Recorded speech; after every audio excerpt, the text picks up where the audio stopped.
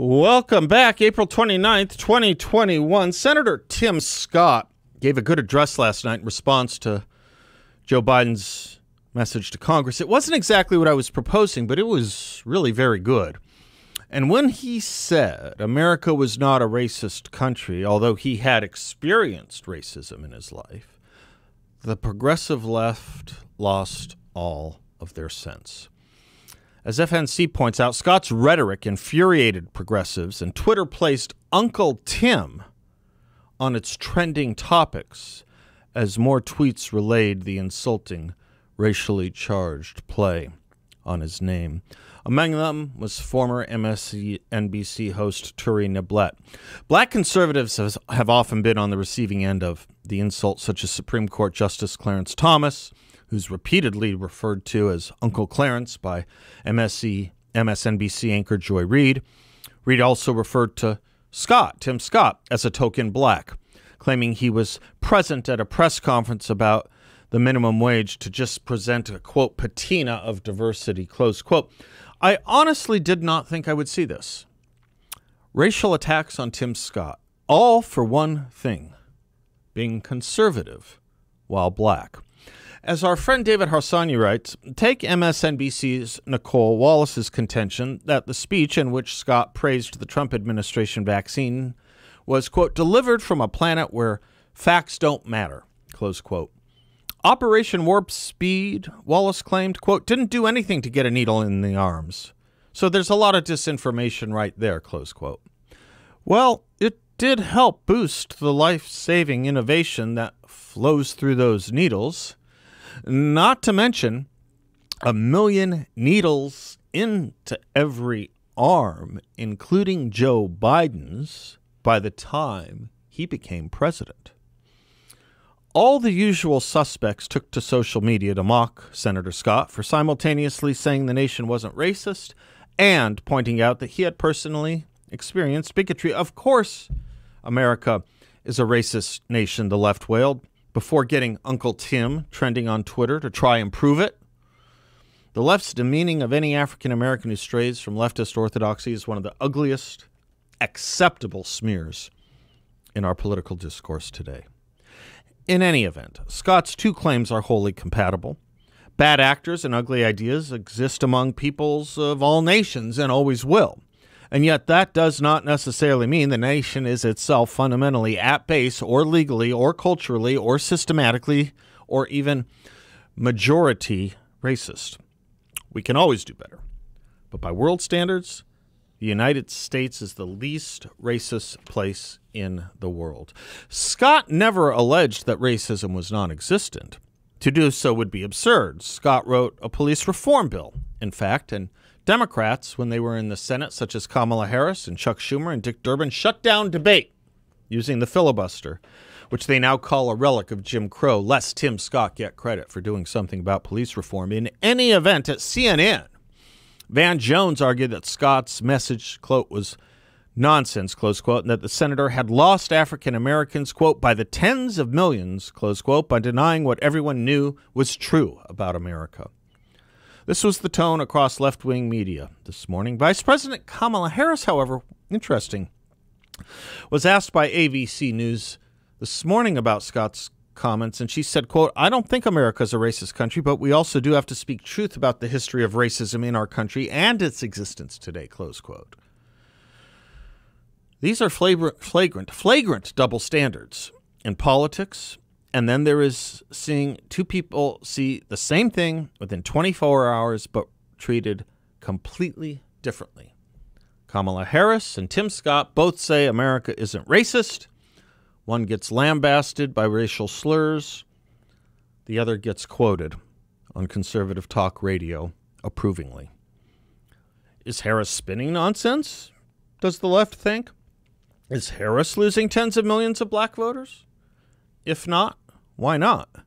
Or are liberals simply trying to smear Scott as a quisling because they're worried about his appeal? That last question, Harsanyi writes, is rhetorical. Now, an interesting thing on all this Twitter trend and left-wing smear of Tim Scott is nowhere reported in the mainstream media. I will guarantee you one thing. If conservatives or right-wingers made a thing of Kamala Harris and her race, so much so that it was trending on Twitter, it'd not just be covered in the newspapers in this country, it'd be covered in every newspaper in this country and would lead every single news story on television, cable, and network. Here's the dog that doesn't bark. You don't see stories like that about Kamala Harris because we conservatives actually don't judge or think very much of Kamala Harris's race. Sorry to say, it doesn't impress us or depress us one way or the other. It's nothing she had any responsibility for, and it's irrelevant to us, just as we were taught it should be. Nonetheless, the meme and theme from the left and journalist class is that conservatives are the racists and defenders of systemic racism. Let me put forward a thought experiment and a question. Can anyone in listening reach give me an example of a conservative writer or Republican activist, fundraiser, elected official who condemned, criticized, lambasted, or even said something a little bit snide about Kamala Harris and her race? Can you find it? You cannot. We don't do it. Doesn't matter to us. We have other concerns about Kamala Harris. Her race and gender ain't them. Funny thing, when the left sees a black conservative, though, this is what happens. When conservatives see liberal African Americans or blacks or left-wing African Americans or blacks, it's not their race that we talk about, and we certainly don't call them aunt and uncle anything. This is nowhere reported, though, for that very reason. But there is this story about Senator Scott and the leftist racism which he triggers in the left, which does believe skin color determines thinking. And it is real, it is concrete, it is everywhere, and it won't be reported on, but it is a more real thing than Coca-Cola. The left, obsessed with race and thinking race dictates thought, says America is racist. And the conservative movement is racist.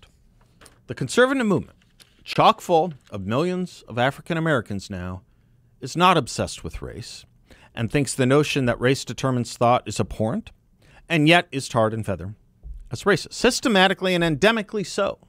Endemically and intrinsically meaning native to people and natural. If it's natural and native, we are never told what can be done about it. How does one exterminate it when it's intrinsic and endemic and natural and native? How does one exterminate it? And that's the word I want, because that's the word that terrifies me about governments and movements that use race to justify decision-making about rights and liberties and privileges and immunities, that uses race and believe race determines thought, character, and soul. They make it sound like a disease, yet to find a vaccine other than some kind of odd political anti-venom that requires the use of the poison to cure the envenomation of society.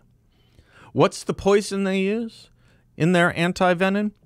Every ethic ever taught by eugenicists from KKK and the Nation of Islam to Adolf Hitler.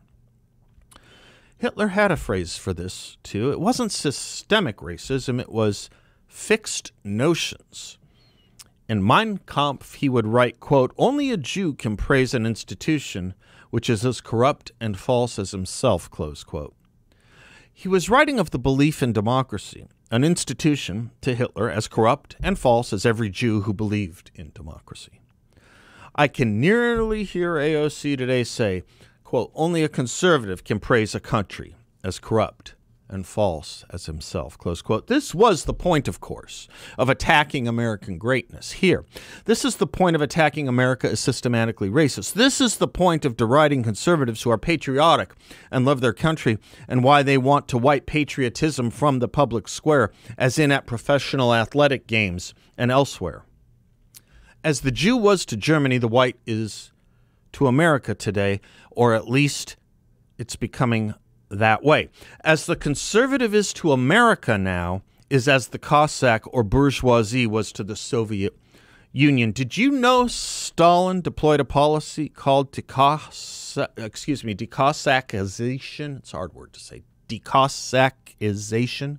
Decossacization. Did you know if you thought wrong politically in the USSR, you were known as psychologically and psychiatrically unfit and had to be institutionalized? In Germany, the wrong races were genetically unfit.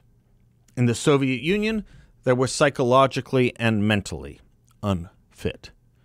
When I hear major university professors from departments of psychiatry and psychology on major television networks proclaiming conservatives and Donald Trump as psychiatrically and psychologically unfit, having never once diagnosed him in person, and then see them publishing books and getting publishing contracts with series of psychiatrists writing the same thing about Donald Trump and his mental infirmity, I see the Soviet anti-venom all over again. And when I hear liberals and the left tell us that by dint of your race you must think this way or that, I see the Third Reich anti-venom all over again. Perhaps this is the answer to a question that used to come up a lot but is so forgotten now as so far away history that it hardly ever comes up. But people used to wonder, why were so many Jews involved in the civil rights movement for blacks in the 19th, 20th, and 21st centuries America? I guess I can answer the same way Harry V. Jaffa answered fellow academics as to why he was so fascinated with slavery as a white Jewish man. He would say, quote, well, Moses taught us a few things about slavery and the notion of let my people go, didn't he?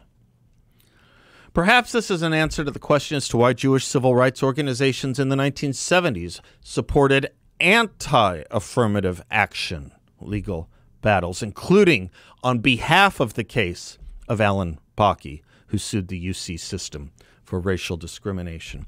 We know where this goes. We know how this ends, or used to.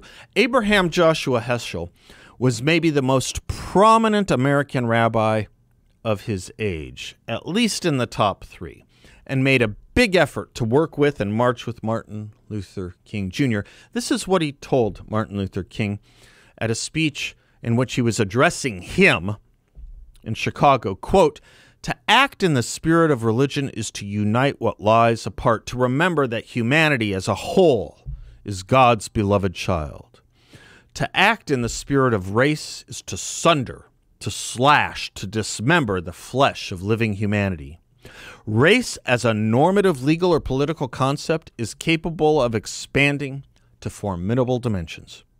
A mere thought, it extends to become a way of thinking, a highway of insolence, as well as a standard of values, overriding truth, justice, and beauty. As a standard of values and behavior, race operates as a comprehensive doctrine as racism. And racism is worse than idolatry. Racism is Satanism, unmitigated evil. Few of us seem to realize how insidious, how radical, how universal an evil racism is. Few of us realize that racism is man's gravest threat to man, the maximum of hatred for a minimum of reason, the maximum of cruelty for a minimum of thinking. You cannot worship God and at the same time look at man as if he were a horse or a member of anything other than the human race. To think of man in terms of black, white, or yellow is more than an error. It is an eye disease, a cancer of the soul. The redeeming quality of man lies in his ability to sense his kinship with all men. Yet there is a deadly poison that inflames the eye, making us see the generality of race but not the uniqueness of the human face. Pigmentation is what counts. What we need is an NAAAP, a National Association for the Advancement of All People. That was Rabbi Abraham Joshua Heschel marching with Martin Luther King Jr. May I repeat, as a standard of values and behavior, race operates as a comprehensive doctrine, as racism. I close with those haunting words of Leo Strauss, however, because they still echo. It would not be the first time that a nation defeated on the battlefield and, as it were, annihilated as a political entity had deprived its conqueror of the most sublime fruit of victory by imposing on him the yoke of his own thought. Whatever might be true of the thought of the American people, American social science has adopted the very attitude about natural right, which a generation ago could be described as characteristically German. German relativism and Soviet Marxism were conquered by the West, with America in the lead. But did we impose our views on the conquered, or did the conquered, in an odd lost cause way, impose their views on us, the victors? How do we, in other words, destroy regimes based on racial superiority and inferiority and religious and class superiority and inferiority, only to become a regime that engages routinely in both and shames and marginalizes those who don't go along with the program? Shames and marginalizes. No makes Untermenschen of, beyond the pale of respectable dialogue and thus respectable citizenship and thus respected rights. Tim Scott could help save this country. The sad part about saying that is that if he doesn't, something far worse than what we've seen over the past years on its way. How did Hilaire Belloc put it? The moral is that little boys should not be given dangerous toys. The left today, male, female, other, elected, unelected, I don't care. They are little boys. I'm Seth Leibson. I'll be right back.